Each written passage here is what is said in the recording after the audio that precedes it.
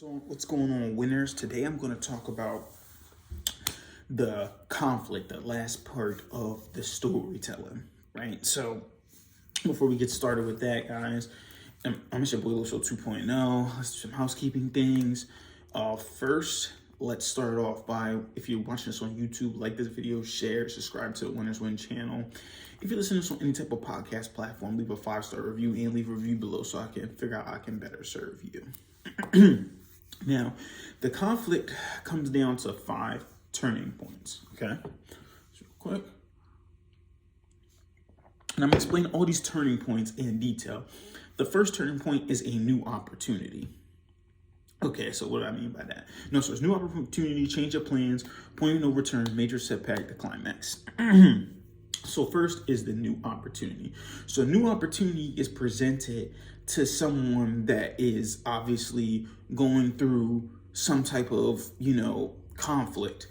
How many times before is it like someone talking about possibly betraying someone, or this is your ability, this is your chance to join us or something. I'm watching, and I told you guys I always like to use anime as an example because there's so many different storytelling and so much good with character, so good with character development that it's just hard not to even mention it. But so for example, like I said, with them, like the new opportunity with anime, I was watching this guy. It was on My Hero Academia. He was basically saying, nah, we could join together, we need your strength, you need our strength, stuff like this is something that we could do. And then it made the bad guys even stronger. But then obviously the bad guys decided to betray the other bad guys or whatever. But that's the point, though. It was a new opportunity presented to them to show them that, they can get stronger. So it made the conflict even harder for the heroes to even take that. On Naruto, Sasuke was approached by Orochimaru's gang to just come to the village or whatever, and then Naruto had to go after him. So there's always some type of conflict that comes with a new opportunity, because when new opportunity, new challenges come, you're back into that zone of uncomfortability, which, like I said before, that's the greatest thing, right? Because you have to be comfortable being uncomfortable. You have to constantly be okay with changing, have the ability to adapt. That's what makes you great. That's what makes you a winner. Now, the second thing is change of plans. So a conflict with a change of plans, like this is the thing that you planned on doing, and then something else happened. Again, it has to come to your ability to adapt.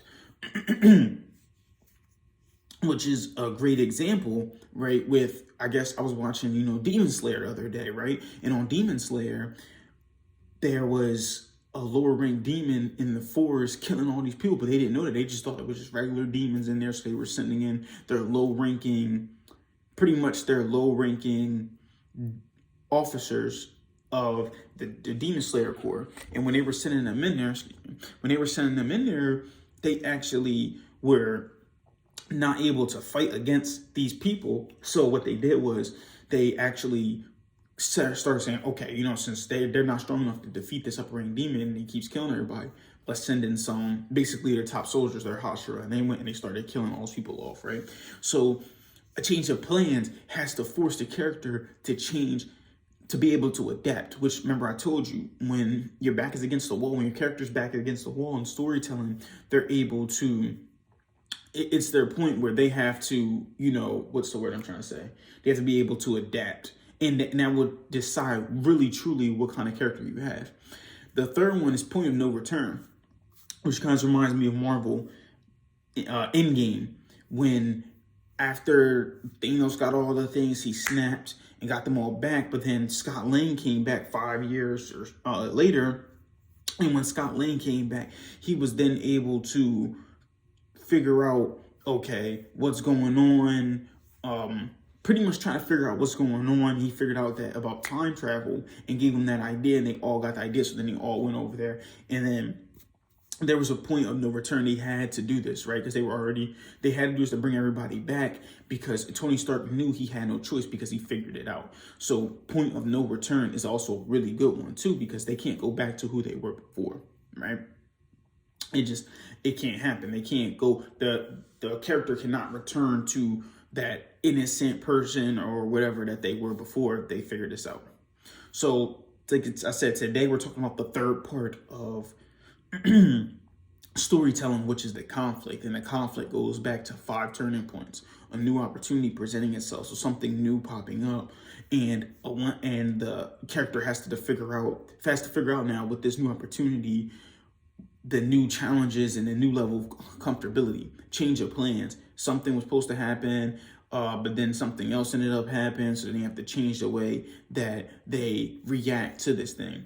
The third one is point of no return. They go to this part, and now it's like they can't come back now that they already did that. And my example was, with Infinity War, when they went back to get the time stones, right? So sometimes you got to go to a point of no return. You have to change who you are to become who you want to be. So this is the same thing with your characters in order to truly develop them. The fourth one is the major setback. So something happened that set you back a lot of time, okay?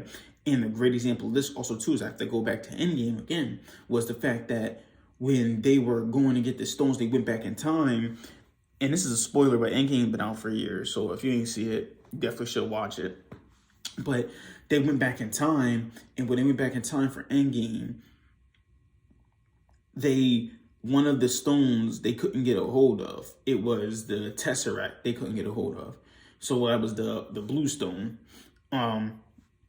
The blue stone they couldn't get a hold of because they messed up, because Hulk messed it up by, knocking him out or whatever.